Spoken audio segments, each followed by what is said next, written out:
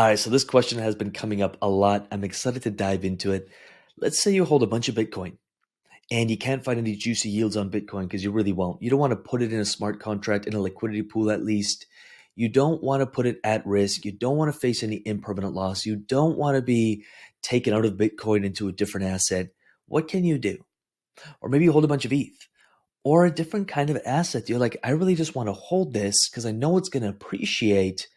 How can I get access to more capital? What can I do here? We're going to look at a platform called Spark. Now, this is not about Spark at all. There are a lot of platforms that can do this. There's a lot of centralized platforms that can do this. We've all heard of some of them. I don't use anything centralized. So options are a little bit more limited in the decentralized world, but they're still there. So we're going to use Spark as an example. Spark's got $2.2 billion locked, and it's been steadily increasing here. What is Spark? Well, Spark, let's say I had a bunch of ETH, which I think I wonder what I'm up $13,000 over the last month in one of my ledgers here, which is super, super nice. But let's say you have 100 or 160 grand of Bitcoin or $100,000 of ETH just sitting around. What can you do with it? If you're holding it anyway, what can you do with it?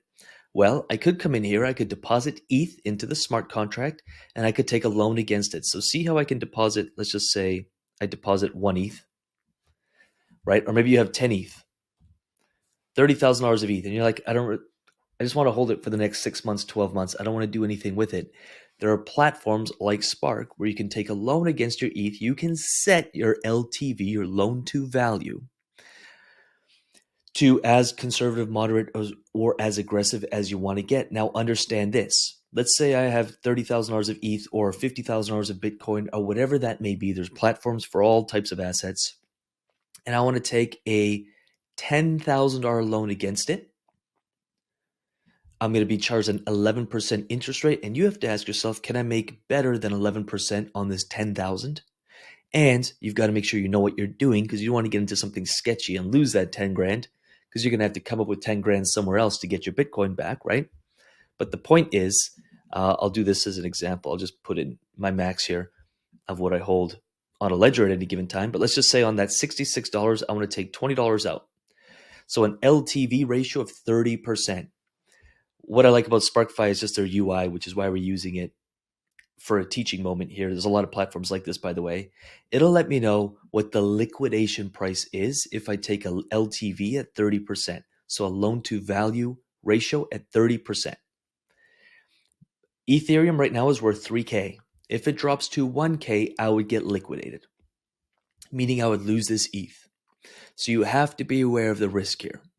If you start getting greedy and you're like, I just want as much money as I can, and you go way up here and you're like, on 66 bucks, I'm going to take 50 bucks, or on 66,000, I'm going to take 50,000. You get the point, and you borrow it, you're at a super high risk of liquidation because if ETH drops by just $200, the smart contract will liquidate your ETH because it has to pay back the loan and it cannot risk.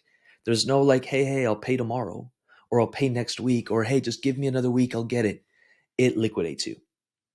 And so if it did that, let's just say you had $66,000 of ETH, you put in a smart contract, you borrowed $50,000 of DAI, and next day Bitcoin dropped from 29 to 27, you would lose that ETH. You still have your DAI, of course, but you would lose your ETH. It will liquidate you to repay the loan. And so if you want to hold something long term, you want to make sure that your LTV, I don't like anything over 25%, but you'd want to hold a really healthy LTV that even if Ethereum dropped to 1,500 bucks, you don't care. You're still using this DAI for whatever. There's actually more and more of this happening where, and Michael Saylor talked about this actually quite a bit, is this will just be normal in the future.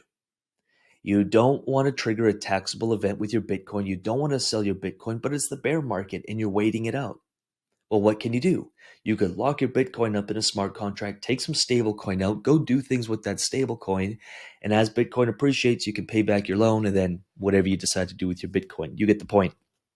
Saylor was talking about it'll just be as normal as taking a home equity line of credit out of your house. You got $500,000 of equity in your house, you take a $200,000 loan against it at 8% and you go do something with it. To me, I see that being the future as well. So just know there's a lot of platforms like this. Just be aware some are centralized. So you got to be cautious with that because we've seen those centralized exchanges and those centralized platforms disappear off the face of the planet. There is a platform called, I believe it's called Lendl. I think I actually had it up here. There it is. Ledn, Ledn, Ledn, you get the point. These guys have been audited and they're actually backed and highly, if I remember right, highly regulated.